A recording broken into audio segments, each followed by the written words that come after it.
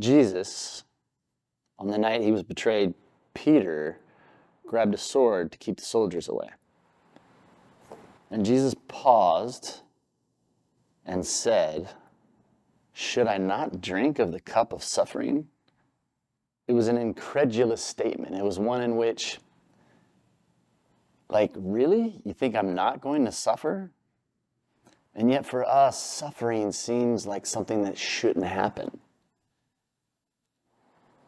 From the time we're little, if we're suffering, not only us, but someone else wants to step in and go, it's okay, to take the suffering away. Or just for themselves so that they don't have to suffer, so they don't have to think of anybody suffering.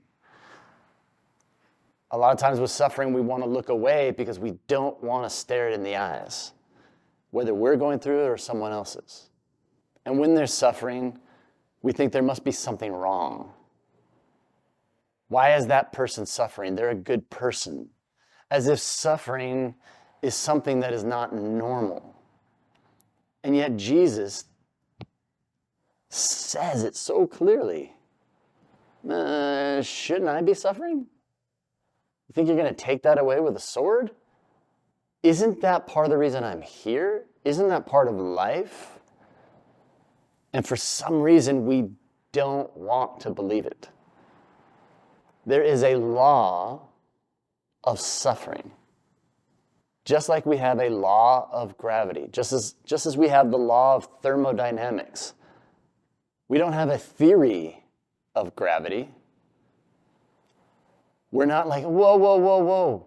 Don't worry, sometimes you'll just float.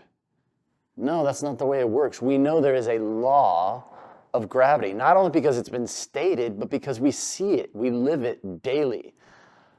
I know that if I jump, I'm going to come down. We have the laws of thermodynamics, which are very confusing. And I've been looking at them for a long time, and I'm still struggling. But for the most part, it's about matter and energy. And to simplify it even more, the second law of thermodynamics talks about entropy, which means things moving towards disorder. Entropy is falling apart. It's chaos. And it says basically that things are always going to move towards falling apart, towards entropy, towards suffering. And so, although it's about physics, it's the same with life, in that life will always involve suffering. There is a law of suffering, not a theory, but it's the way it is.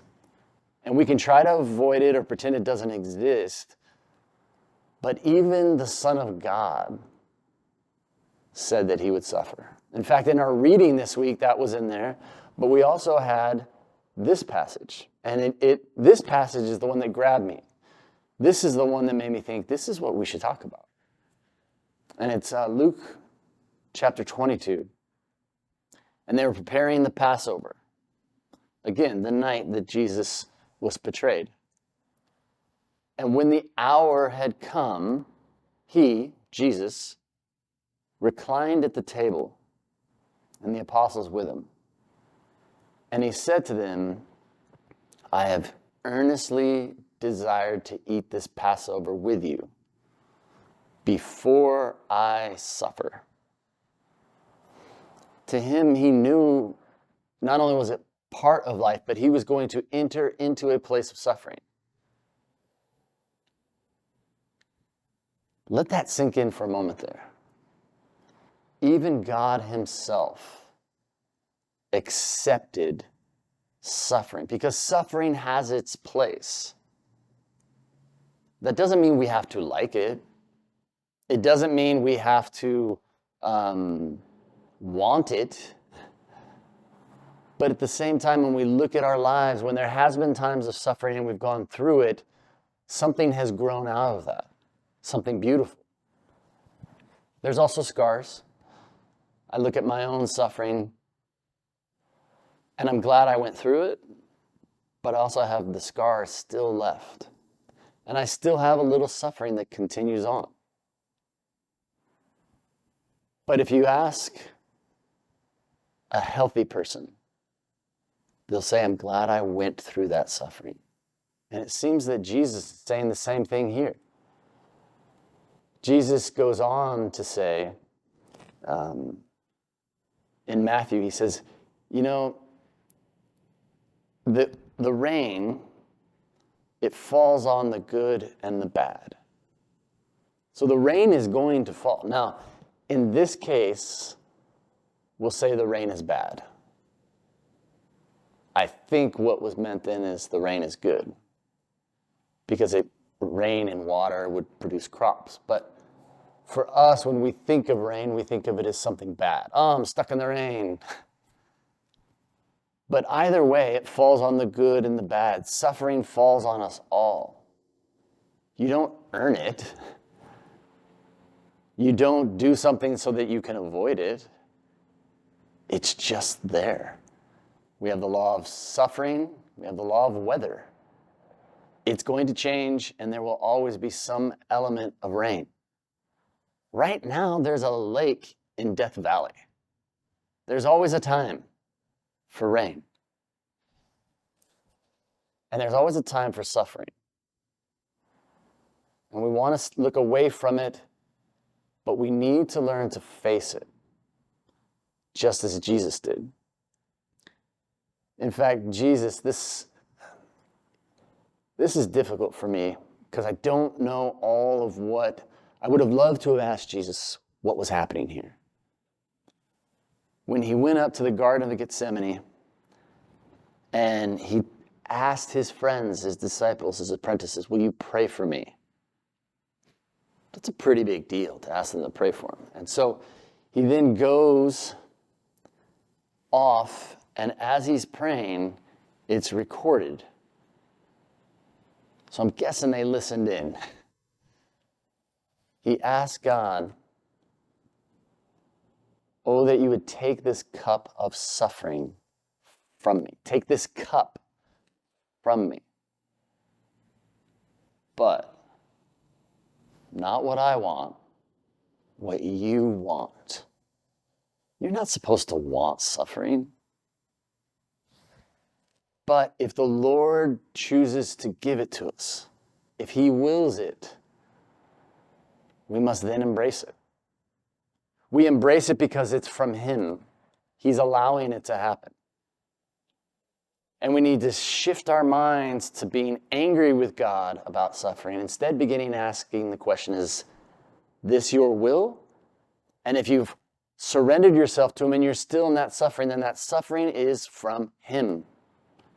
For a purpose, for a reason. So we stop asking, why? Why am I suffering? Instead, we ask the question, what? Lord, what do you want me to learn from this? What do you want to do through me for someone else? What purpose do you have in this? In a week, and I was just thinking about this past week, there's so many moments of sitting with people in their suffering. And it reminds me that this is a law. It's not a theory, it's going to happen.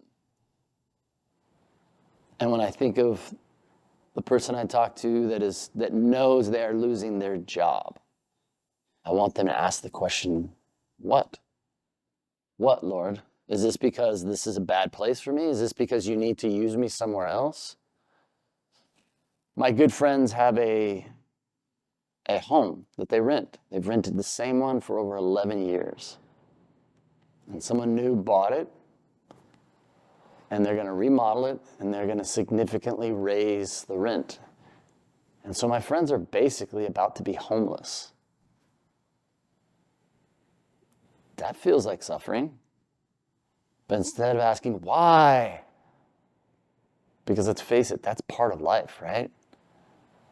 You're never going to live in the same place forever, for the most part. We start to ask the question, what? What, Lord? Where would you have me live? Where do you want my kids? Where do you want us to grow our marriage?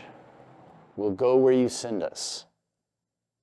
Not my will, but yours be done, even if it includes suffering. My friend's wife has decided that she just doesn't want to be married anymore. There's two sides to every divorce, but on either side there is significant suffering. And they're both suffering.